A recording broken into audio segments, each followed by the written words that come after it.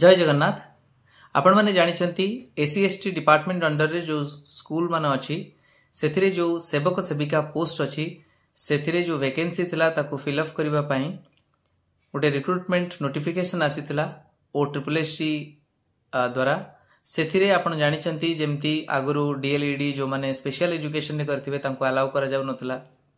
Fortunately grievance देला परे सेटा एड्रेस हेछि किंतु स्पेशल बीएड हो बा बीएड जो माने करिसंती सेमाननको अलाउ करा जाउ नाही अपर प्राइमरी रे सेटा निश्चित भाव रे दुर्भाग्यजनक। आपण माने कहि पारंती जे सेवक सेविका पोस्ट सेथिरे सेमाननको अलाउ न करिबा दरकार, केते जण कहउछन्ती करिबा दरकार। एनसीटी गाइडलाइंस जहा कहउछि सेथिरे जदि हमें देखिबा डेफिनेटली स्टैंडर्ड 6 रु 8 पर्यंत जो पाठ्यक्रम रहिछि सेथिरे बीएड डिग्रीधारी शिक्षक होई पारिबे।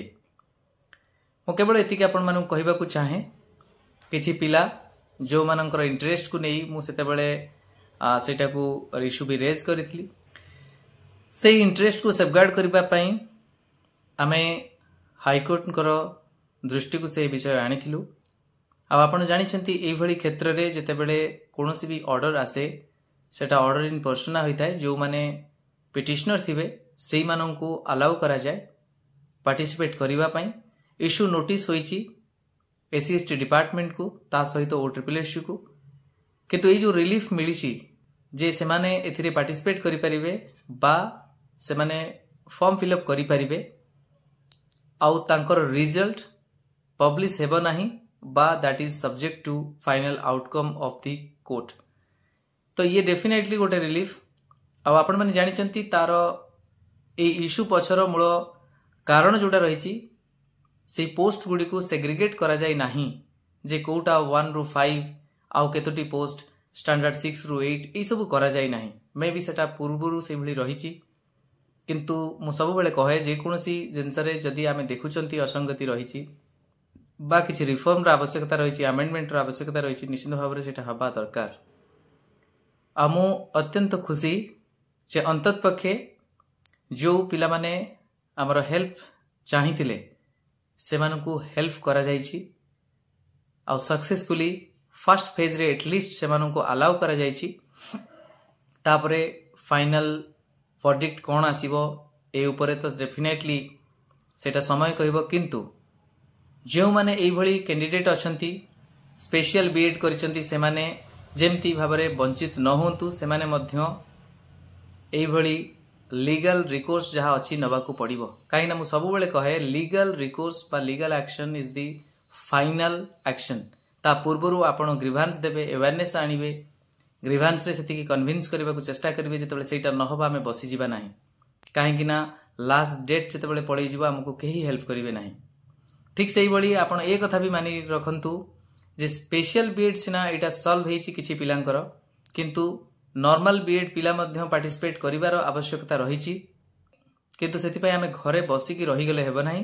तेनु जो माने इच्छुक निजे लीगल रिकोर्स भी नियंतु कारण आपण निजे जानि परिबे नाही। आपण मानको अनेक व्यक्ति विशेष भ्रमित करिवे जे जने एडवोकेट हिसाब रे मु बोधे आपण को कहूची केस करिवा दरकार बा कोनसी लोभरे मु केवल एति कहे आपण कहार थ्रो रे कहार हेल्प रे भी जानतु किंतु आपण मानकर आवश्यकता रहिछि आपण जे कोनसी मते ए जो लीगल रिकोर्स नबा पई गुटे पिटिशन फाइल करिवार आवश्यकता रहिछि आउ आपण जो माने सेतिरे रहिबे सेई माननको ही गुटे इंटरिम रिलीफ मिलिबो जे पर्यंत सेतारे फाइनल आउटकम आसी नाही, फाइनल सुनानी होई नाही। अंतत पक्षे आपण को पार्टिसिपेट करिवारे गुटे सुजोग मिलिबो बा कोर्ट डायरेक्शन देबे। ऑनरेबल कोर्ट को डायरेक्शन रे जदि आपण पार्टिसिपेट करि जाउचंती से जो चांसेस रहिछि से चांसेस ता अंतत पक्षे सेटा जीवित ही रहउछि। नहले आपण देखंतु आपण परे अनुताप कले मध्य से जो रिक्रूटमेंट ड्राइव रे आपण पार्टिसिपेट करि परिबे नाही। एई सब क्षेत्र रे जेहेतु फाइनल जजमेंट जदि केबे आसे सेते बेले हुए तो सेटा क्लियर होई जिवो जे एमानकर पार्टिसिपेशन करिवार आवश्यकता रहिछि अधिकार रहिछि किंतु सेते बेलकू जदि रिक्रूटमेंट प्रोसेस सरी जाइतिबो ताले बेनिफिट सेई पिटिशनर माने पाइबे। तेणु आपण माने जो माने इच्छुक अछंती निश्चित भाव रे एथिरे पार्टिसिपेट करंतु आ पार्टिसिपेट करिबा पई कोर्ट कर लीव बा कोर्ट को परमिशन नहीं कि जदि आपण जाउचंती तले ऑनरेबल कोर्ट आपण को इंटरेस्ट को सेफगार्ड करिवे बा आपणकर जहाँ भी दाबी रही ता उपरे आलोचना पर्यालोचना हला परे जुक्ति उपस्थापन हला परे निजे निष्पत्ति नेबे कोटा ठीक हुए तो यही निष्पत्ति आपण को आगो को जो रिक्रुटमेंट आसीबो सेतिर निश्चित भाव में स्वच्छता आसीबो ता सहित ए समस्यार समाधान होई जिवो किंतु आपण को एही रिक्रुटमेंट रो फायदा मिलिबो नाही सेतिपई आपण सजाग रुहंतु आउ एटा मोर एडवाइस आपण काहार भी हेल्प नियंतु कोनोसी भी एडवोकेट को सहायता नियंतु किंतु आपण ग्रुप होई पिटिशन टी फाइल करंतु आउ निजे एही परीक्षा रे बाय रिक्रुटमेंट प्रोसेस रे पार्टिसिपेट करंतु ऑनरेबल कोर्ट कर परमिशन नै रहुची।